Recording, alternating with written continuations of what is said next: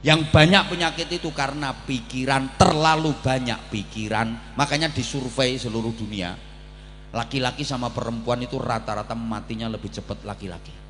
Ini bapak-bapak siap-siap agak cepat mati itu, Pak.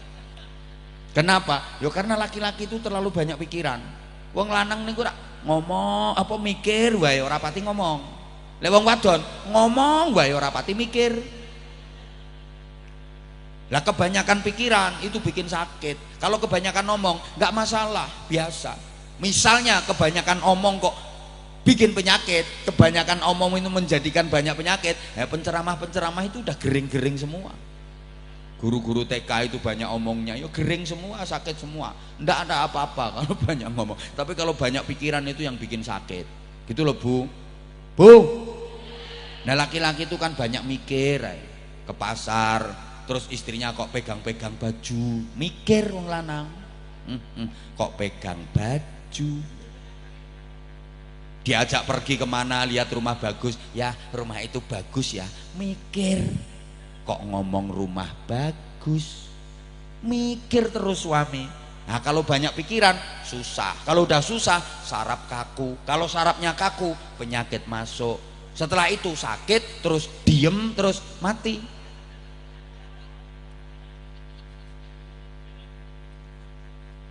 Ya memang iya, katanya sadis banget katanya. Kebanyakan suami mati ya karena banyak pikiran itu, gitu loh. Tolong ibu bikin happy. Makanya saya kalau ngaji jamaahnya tak ajak ketawa ketiwi, tak ajak senyum, tak ajak bahagia.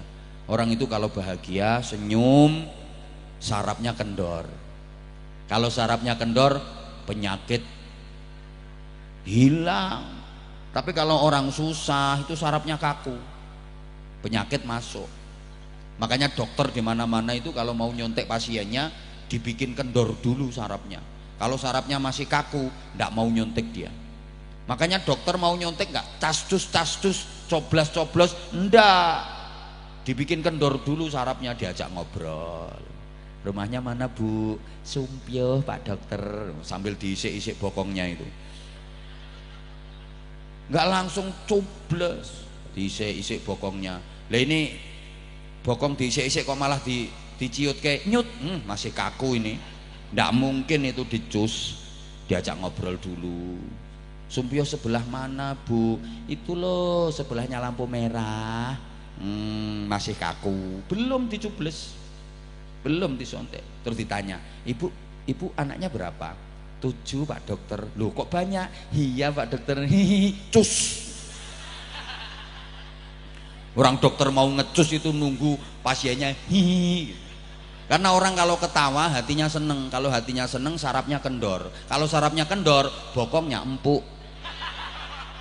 Cublesannya enak, cus obatnya masuk roto dadi tombok.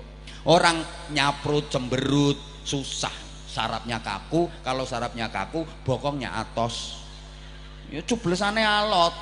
Kadang dokter pakai tangan 2 kretek. Obatnya tidak masuk, cuma bokongnya aja yang mentol, tidak sembuh-sembuh lah. Kata dokter, ini ilmunya dokter, manusia itu sarafnya kendor apa kaku itu tandanya di bokong. Ayo titenono perempuan ya, wong wadon ini kapan lemu kae kok guyu bokongnya rak mau obat mabit nih. Dibonceng sepeda motor iso kocek kabeh, sarafnya kendor gitu.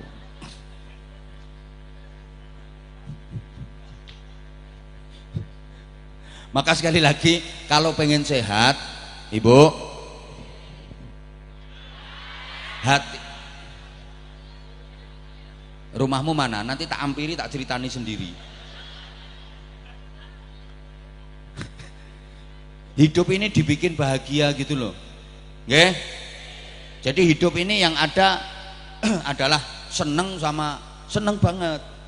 Kalau orang-orang bilang hidup ini ada seneng, ada susah, biarin itu prinsip mereka. Tapi kita punya prinsip hidup memang ada 2, tapi bukan seneng sama susah, yang ada adalah seneng sama seneng banget.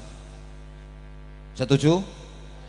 Kalau orang bilang hidup itu ada enak ada nggak enak, biarin itu prinsip mereka. Kita punya prinsip hidup itu ada 2, enak sama enak banget.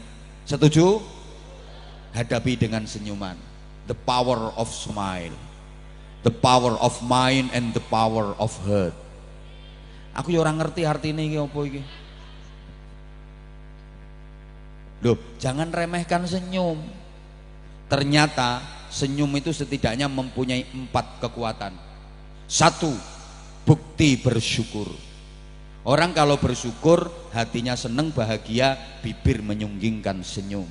Padahal kalau bersyukur nikmat selalu ditambah oleh Allah. La in syakartum la azidannakum. Maka senyum itu menambah kenikmatan. Karena senyum itu bukti bersyukur. Kalau bersyukur ditambah kenikmatannya sama Allah. 2, senyum itu rasa optimisme. Orang senyum itu orang optimis menjalani hidup. Dan orang-orang sukses adalah orang-orang yang optimis dalam menjalani kehidupan. Optimis aku bisa. Optimis bahwa Andon Jaya Sumpyo ini akan maju pesat, akan berkembang, akan maslahah, akan barokah. Itu orang-orang sukses, orang-orang berhasil itu orang-orang yang optimis. Yakin aku bisa ziarah Mekah Madinah. Optimis aku. Itu orang-orang yang akan dipanggil oleh Allah untuk menjalankan ibadah haji, menjalankan ibadah umroh, ziarah ke Haramain. Optimis menjalani kehidupan. Optimis aku bisa. Lah orang kalau pesimis rata-rata gagal. Kegagalan itu diantara faktor penyebab utamanya yang karena pesimis orangnya. Nek kaya nyonge ngene iki ora bakal bisa. Lu ngaring Mekah Madinah. Duit ngapa sing digawe? Nganti mati ora bakal iso tekan Mekah Madinah. Karena dia pesimis. Kaya nyonge ngene iki. Ora bakal iso, ya ora iso tenan. Maka kalau saya jujur maaf, saya menjalani hidup itu selalu optimis. Kayak gini aku optimis, pasti aku akan dapat duit.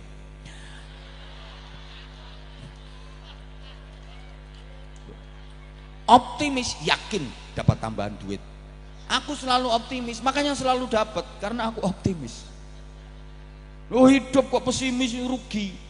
Ya pengalaman pribadi, maaf ya ini sekedar cerita tahaddusan bin ni'mah.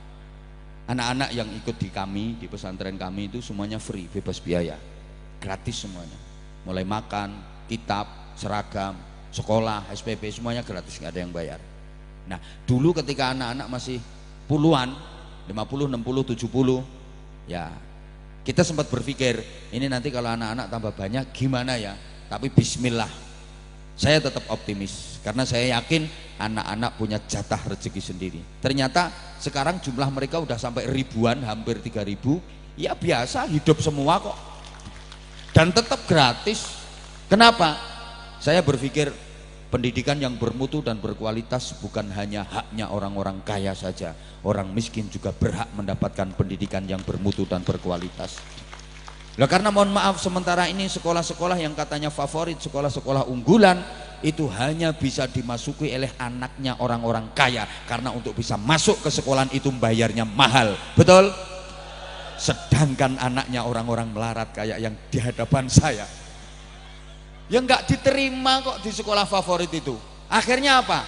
Yang pinter makin pinter, yang on tambah, yang kaya makin kaya, yang miskin makin aneh. Itu ada sekolahan katanya unggulan, favorit, standar internasional, tapi yang diterima masuk di sekolah itu hanya anaknya orang-orang kaya. Katanya pendidikan itu hak setiap warga negara. Katanya pendidikan untuk mencerdaskan semua warga negara. Tapi kenapa yang anaknya orang miskin kok nggak diterima? Ayo, makanya sekarang Pak Presiden ini bikin program sekolah rakyat khusus untuk anaknya wong melarat-melarat. Kapan ono anak wong sugih melu sekolah ning kono kuwalat donya akhirat. Duh, aneh sekolah unggulan itu aneh menurut saya. Tujuan dibangun sekolahan itu untuk mencerdaskan anak bangsa, minterke bocah sing bodoh. Lah sing diterima meng anak wong sugih sing pinter-pinter. Lah sing bodoh-bodoh ora diterima. Aneh, podo karo bangunan rumah sakit, begitu bangunan jadi dikasih tulisan rumah sakit ini hanya menerima pasien orang-orang sehat. Wong tujuan dibangun rumah sakit untuk menyehatkan yang sakit, tujuan dibangun sekolahan untuk meminterkan anak-anak yang bodoh. Lah ini yang bodoh, yang miskin kok nggak diterima. Aneh itu sekolahan. Nggak setuju saya.